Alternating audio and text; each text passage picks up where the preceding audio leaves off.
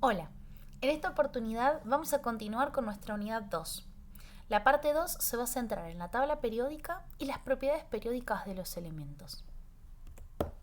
Para comenzar, tenemos que retrotraernos al contexto histórico en el que surge la tabla periódica. La búsqueda de esta tabla comienza con un intento por organizar toda la información de la que se disponía entre los años 1800 y 1900 aproximadamente acerca de la estructura y las propiedades de los elementos. Esto quiere decir que no solo surgió una única tabla periódica, de hecho, cuando surgió la primera tabla periódica, o por lo menos el modelo más cercano al que nosotros conocemos hasta el momento, salieron simultáneamente dos tablas periódicas. Por un lado surgió la de Dmitri Mendeleev en 1869 y en paralelo salió la de Julius Lothar Meyer. Ambas buscaban organizar a la tabla periódica según las masas. Estos modelos se fueron modificando a lo largo del tiempo hasta llegar a la tabla periódica actual. La tabla periódica actual encuentra agrupados los elementos según sus propiedades químicas y físicas semejantes. Los elementos, a diferencia de las anteriores, están acomodados de acuerdo a su número atómico. Como vimos en la clase anterior, el número atómico es la identidad de nuestro elemento, porque es la cantidad de protones y ese número nunca cambia, por lo menos respecto a su identidad. Como toda tabla, aunque vamos a ver que su formato no es convencional a una tabla, tiene sus filas y sus columnas. Lo que son las filas, que recordemos que es lo que está de forma horizontal, los vamos a denominar períodos. Y lo que son las columnas, es decir, listo desde una orientación vertical, vamos a encontrar a los grupos o familias de elementos. Y de acuerdo a eso, sus propiedades químicas. Mendeleev, como les decía, al que se lo conoce como el padre de la tabla periódica, empezó a mirar en detalle y a anotar los elementos con sus pesos atómicos y sus propiedades típicas. Entonces encontró cierta secuencia o periodicidad, como lo vemos en la imagen, que había una dependencia periódica. En ese caso él lo descubría con sus pesos atómicos. Después se fue investigando a lo largo del tiempo, más que nada por la incorporación o el conocimiento de los isótopos, se dieron cuenta que en realidad esas propiedades periódicas estaban vinculadas con el número atómico, es decir, con la cantidad de protones. Entonces fíjense cómo la secuencia surge, se van repitiendo estos gases inertes, metales reactivos y blandos, entonces se van encontrando como ciertas características comunes de forma periódica. La tabla periódica actual, ¿sí? O la que nosotros conocemos y que podemos comprar en papel o que podemos encontrar en internet con cierto criterio. Esta es la de Microsoft o Bing, dependiendo de cómo lo busquen. Nosotros les subimos en el campus una tabla periódica un poco más interactiva y que brinda muchísima más información y que la vamos a desglosar en nuestras clases. Pero a grandes rasgos vamos a encontrar los períodos, ¿sí? Lo que habíamos dicho de forma horizontal, y los grupos de forma vertical. Y a su vez vamos a ver que los grupos o familias de elementos se indican normalmente con diferentes colores. Si tenemos que subdividir a grandes rasgos la tabla periódica, podemos encontrar tres grandes categorías. La mayoría son metales, 17 son no metales y 8 son metaloides. Entonces podemos ver que hay una tendencia de izquierda a derecha en cualquier periodo que las propiedades químicas y físicas van cambiando gradualmente de metales a no metales. ¿Pero cuál es este carácter metálico o no metálico? Bueno, lo que se encontró a grandes rasgos es que los metales son buenos conductores de la electricidad y del calor, mientras que los no metales, al ser su cara opuesta, van a ser malos conductores de la electricidad y del calor. En el caso de los metaloides, van a ser el verdadero ni fu ni fa, o sea, van a ser propiedades intermedias entre los metales y los no metales. Ahora, los grupos van a representar la cantidad de electrones presentes en el último nivel, o mejor dicho, en lo que se denomina su configuración electrónica externa. Cabe aclarar, para los que quizás tuvieron alguna formación química previa, nosotros en este curso no vamos a ahondar en lo que es la configuración electrónica completa. Nos vamos a quedar solo con la externa. ¿Qué quiere decir? Cómo están ubicados los electrones en el último nivel. Y más sencillamente nos vamos a quedar con los que se denominan electrones de valencia, que son estos electrones ubicados en la parte más exterior del átomo, pero que nos resulta indistinto en qué orbital están estos electrones. Más que nada por los modelos con los que nosotros estamos trabajando de átomo. Esto lo van a ver más adelante en las otras químicas. Entonces podemos ver también que esta clasificación, estas tres categorías de elementos, van a estar ubicadas en sus grupos y que estos grupos van a estar denominados por número. Nosotros vamos a utilizar la denominación de número letra para que el grupo A sea nuestro grupo principal, ¿sí?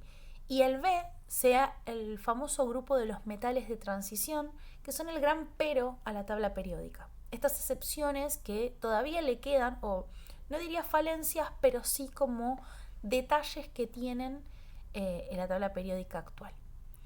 Algunos grupos incluso tienen nombres especiales.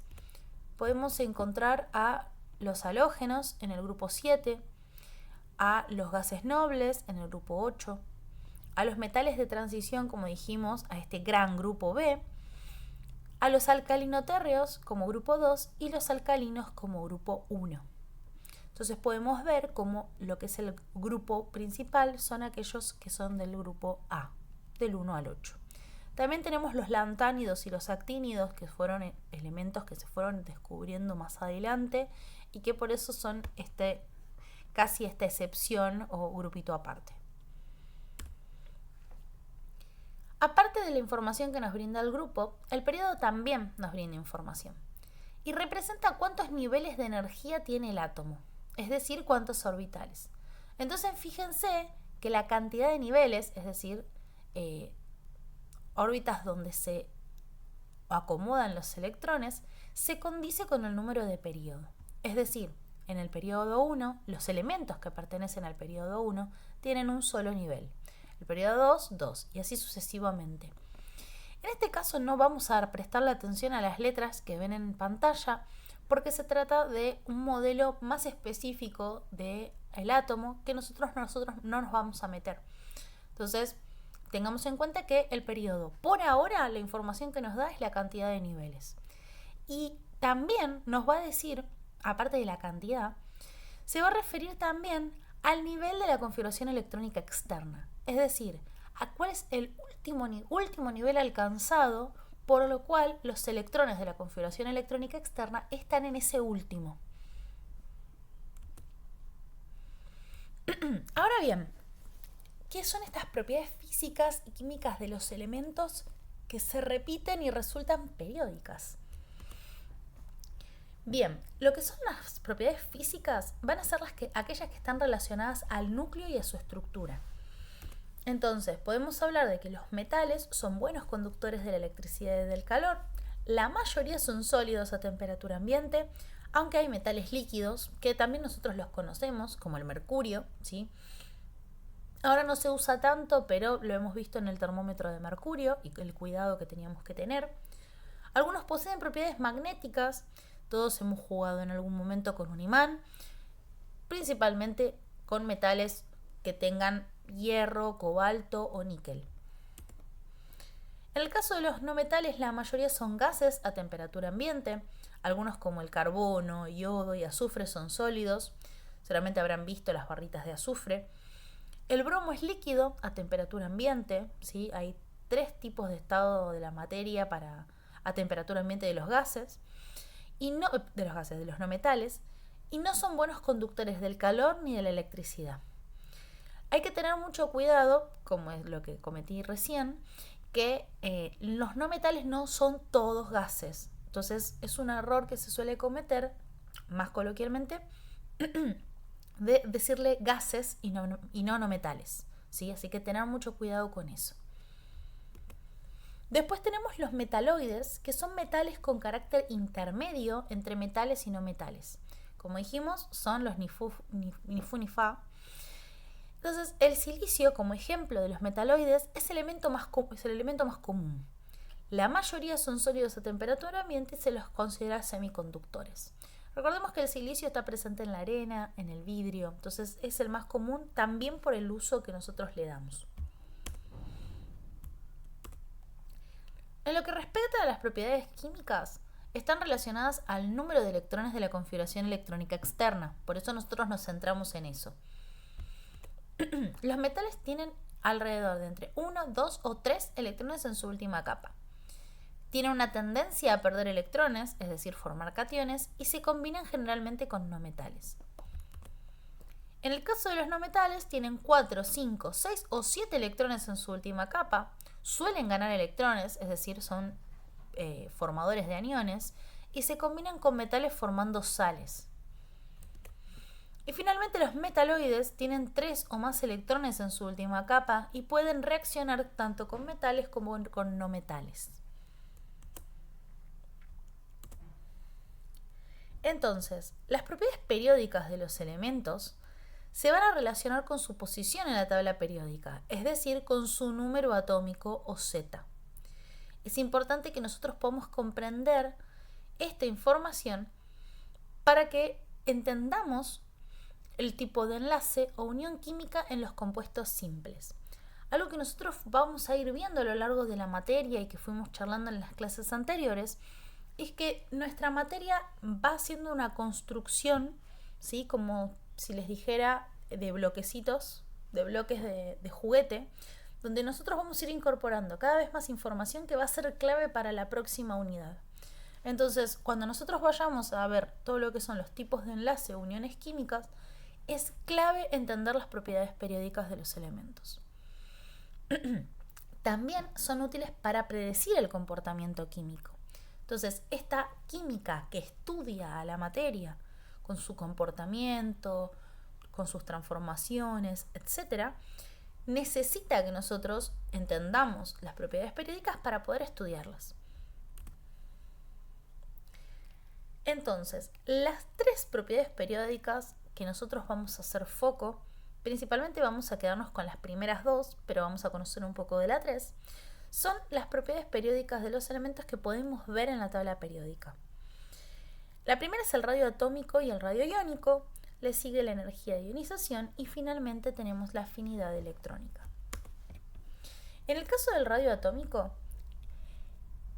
en la realidad es la distancia desde el núcleo hasta el nivel más externo del átomo.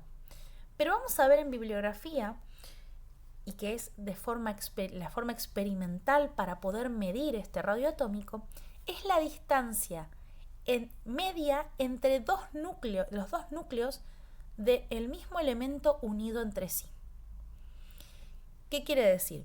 Que el átomo, por sí solo, ¿sí?, individual, no se le puede medir experimentalmente el radio, sino que se midió el radio cuando está enlazado, ¿sí?, cuando está unido químicamente. Entonces, si nosotros nos quedamos con la definición experimental, podemos hablar de que es la distancia media o el radio que hay entre 2 núcleos unidos, ¿sí?, de un mismo elemento.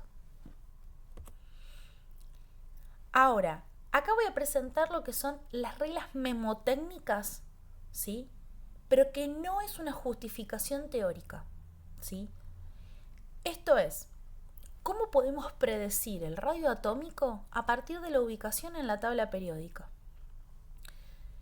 En el caso del radio atómico, aumenta el radio a medida que aumenta el período. Y esto se debe a que se están añadiendo electrones a niveles más alejados del núcleo.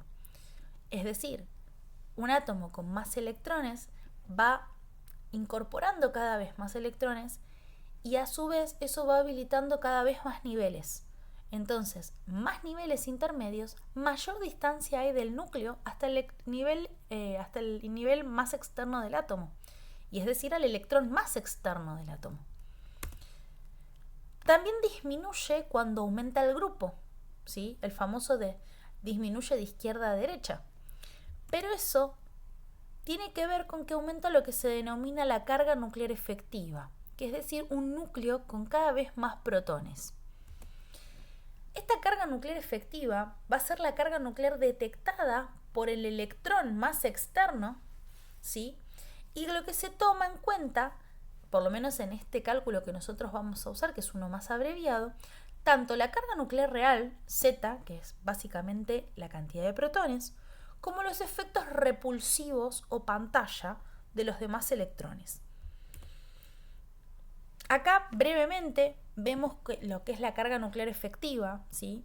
O CEF, que le vamos a achicar seguramente, es la carga positiva neta con que el núcleo va a atraer los electrones externos en un átomo polielectrónico. Entonces, recordemos los imanes. Si mi núcleo solo tiene cargas positivas y neutras y mis electrones están alrededor, van a tener una cierta atracción. Entonces, esta carga nuclear efectiva es la carga positiva que le llega a ese electrón más externo, teniendo en cuenta la base de carga positiva y los electrones intermedios que van a dar como un efecto de repulsión intermedia.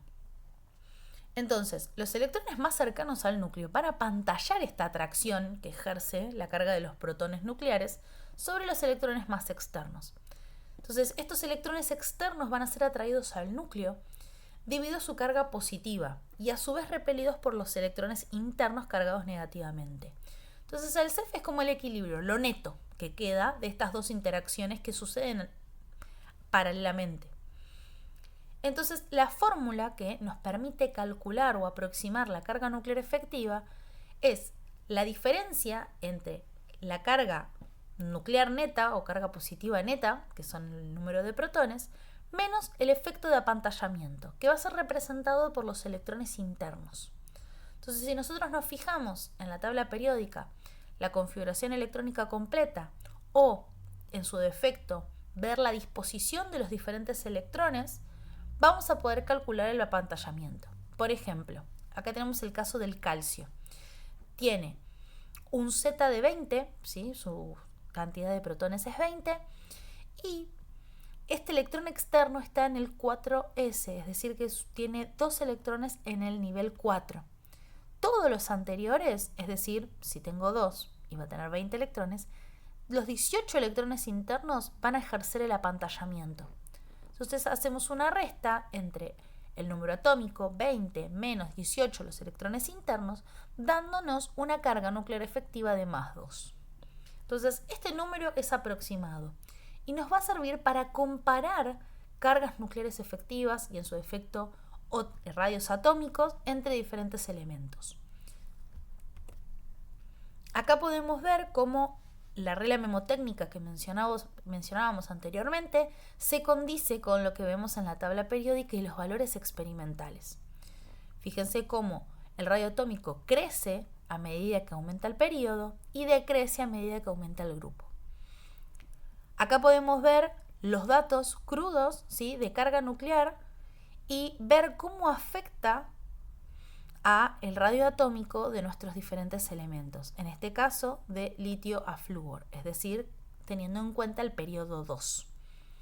Vemos que el periodo 2 nos indica que tiene 2 niveles, en el nivel 1 todos tienen 2 electrones, en el nivel 2 va cambiando la cantidad de electrones que tienen y eso afecta a la carga nuclear efectiva, generando así la diferencia en los radios atómicos. A mayor carga nuclear efectiva, menor radio atómico.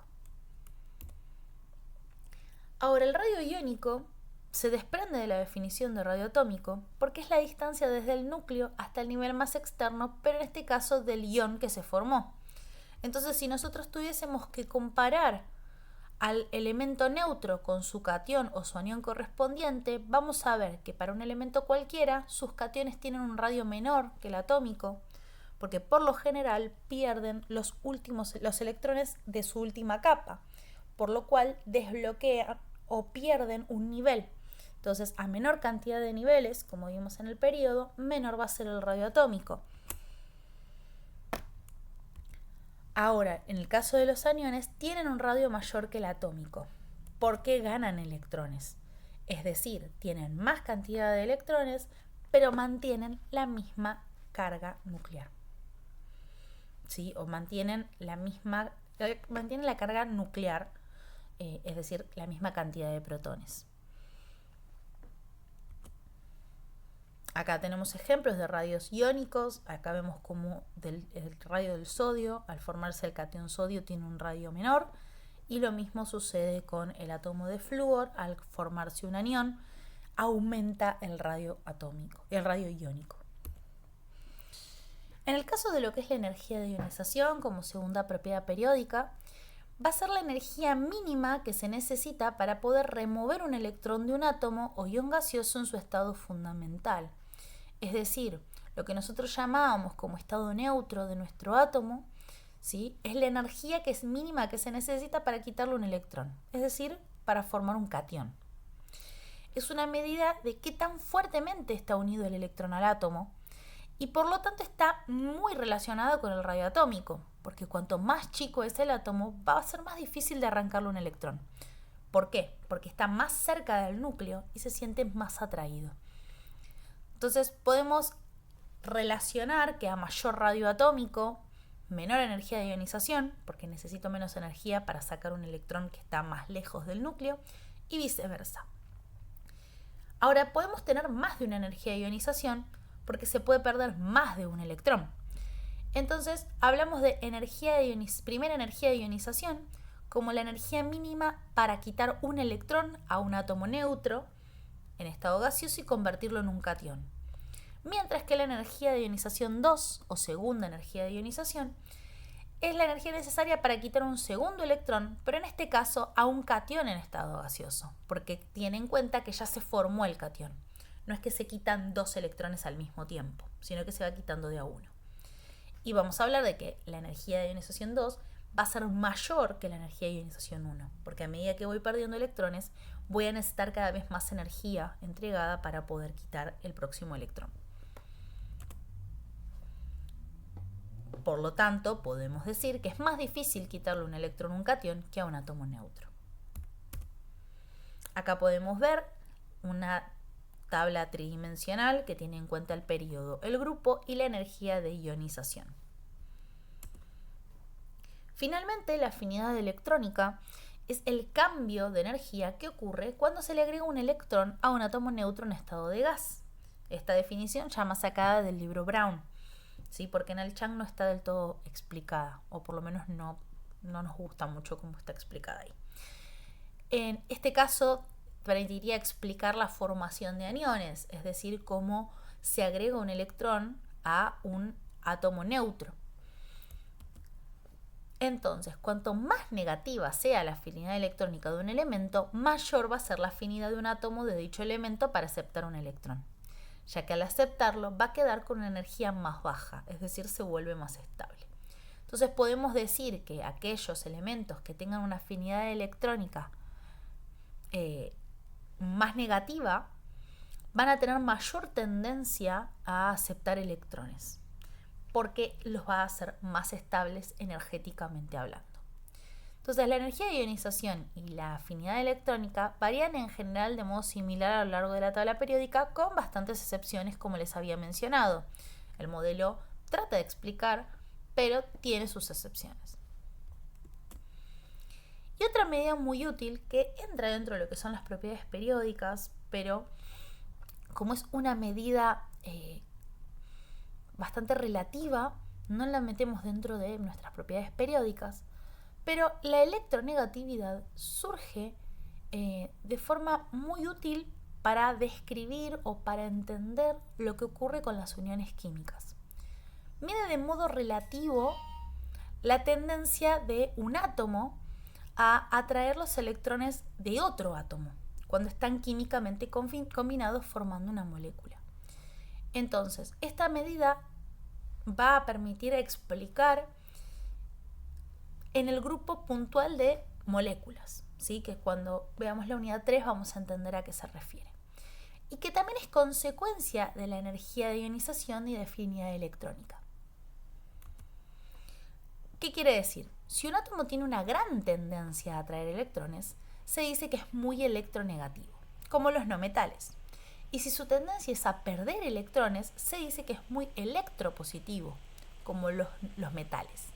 Entonces ahí podemos ver cómo la afinidad electrónica describe a los elementos según las categorías que habíamos visto y también va a permitir predecir cómo se van a comportar estos mismos al estar combinados. Entonces, si tuviésemos que hacer un resumen de nuestras propiedades periódicas y cómo podemos predecirlas al ver la tabla periódica, vamos a ver esta imagen, ¿sí?, que nos permite indicar cómo aumentan o disminuyen respecto de los grupos y respecto de los periodos, ¿sí? Pero recordemos que esto no deja de ser una regla mnemotécnica y que tiene una base en la química. Entonces, no es justificable la ubicación de la tabla periódica para hablar de propiedades periódicas, sino que nosotros como estudiantes de química tenemos que entender de dónde surge este orden de la tabla periódica. Spoiler. Estas propiedades van a ser claves a la hora de estudiar y analizar los compuestos químicos que se forman. Entonces, es importante para poder distinguir varios átomos sin unir de átomos unidos, que es lo que ustedes van a ver en su guía de ejercicios. Entonces, vamos a ver que cuando tenemos dos átomos sin unir, van a tener un número grande a la izquierda. Mientras que cuando son átomos unidos entre sí, van a tener un número en subíndice o número más chico a la derecha. Entonces ahí podemos ver cómo dos oxígenos, o sea, dos átomos de oxígeno sin unir, pueden formar un oxígeno diatómico o gaseoso, que es el oxígeno unido entre sí, o molécula de oxígeno. Y acá podemos ver la imagen de cómo esto que vimos de forma teórica se explica en forma de átomos y en su defecto molécula. Entonces podemos decir, dos átomos de oxígeno forman una molécula de oxígeno gaseoso.